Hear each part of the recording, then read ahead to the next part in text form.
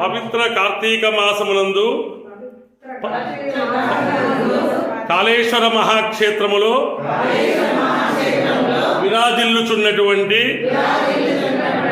ప్రాణహిత గోదావరి సరస్వతి మార్గమధ్యములో కోటిలింగ దేవత ప్రీత్యర్థము ఈ రోజున పవిత్ర రెండవ సోమవారమున